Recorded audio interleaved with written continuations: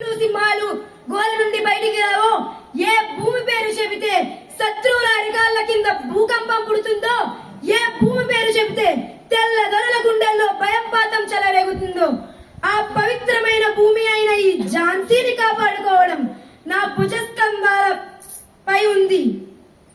ఈ నా ఖడ్గం శత్రువుల రక్తంతో దాహం తీర్చుకోవాలని కథన రంగంలో శత్రువుల తలకాయలతో బంతులాటలాడాలని ఉవ్విల్లూరుతుంది. యుద్ధమా లేదా తల్లి ప్రేమ? భగవంతుడా, ఇప్పుడు నేనేం చేయాలి? హర హర మహాదేవ, హర హర మహాదేవ. మేము యుద్ధం చేస్తాం, మా హక్కుల కోసం తప్పక యుద్ధం చేస్తాం.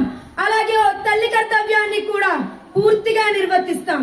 అదిగో ఆంగ్లేయులు పిరంగి గుళ్ళు వర్షం కురిసినట్టు కురుస్తున్నాయి. ఈ పిరంగి గుళ్లకు తుపాకీ గుళ్లకు భయపడి చెదిరిపోయే లేడి పిల్ల కాదు ఈ ఝాన్సీ రాణి. పడగ విప్పిన నల్లత్రాచుల రాక్షసుని సంహరించిన రుద్రకాళికరా ఈ ఝాన్సీ రాణి. రేయి దుష్టుడా రోదసి, నా భారత జాతిని బానిస జాతి అంటావారా నీచుడా? ఈ పవిత్ర జాతిపై పుట్టిన ప్రతి పసిబిడ్డకు సత్యం, ధర్మం, న్యాయం, త్యాగం, సవ్యం పంచప్రాణాలురా. ఈ పవిత్ర భూమిపై నీవు ఎన్ని మరణకాండలు చేయి తలపట్టినవో, ప్రతి వీరుడి రక్తపు పట్టు ప్రళయం విల్లు సృష్టిస్తుందిరా. ఓరి మోసగాడ, పౌరుషం ఉన్నచో ఒక్కరిని చివరికి ఆ ఒక్కరిని ఎదిరించి చూడరా. అప్పుడు మా భారత జాతి మీ ఆంగ్లేయులు మా హస్తములతో మసి నుసైపోదురు. దిక్కులు పక్కటిన పంచభూతాలు పారిపోయినా, పక్కన పిడుగులు పడినా, పెరంగులు పేరినా, మాట తప్పేది లేదు, మడమ తిప్పేది లేదు. రక్తంలో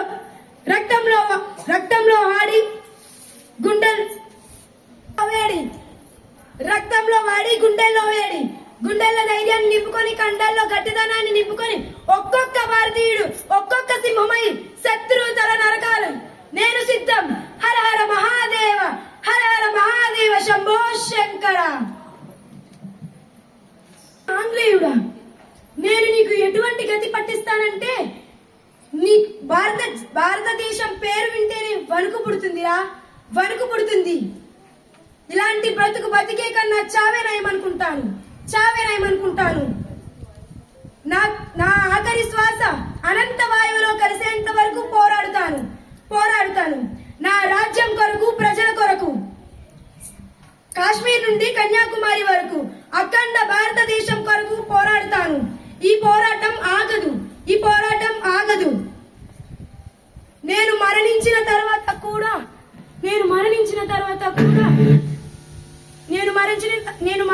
తర్వాత కూడా నా పాశిక దేహాన్ని ఆంగ్లేయులకు ముట్టుకోవడానికి వీల్లేదు.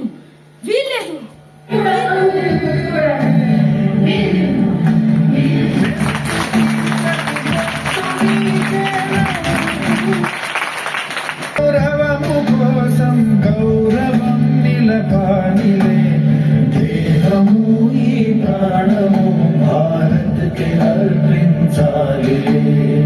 దేహము ఈ ప్రాణము భారత్కి అర్పించాలి. ప్రాణము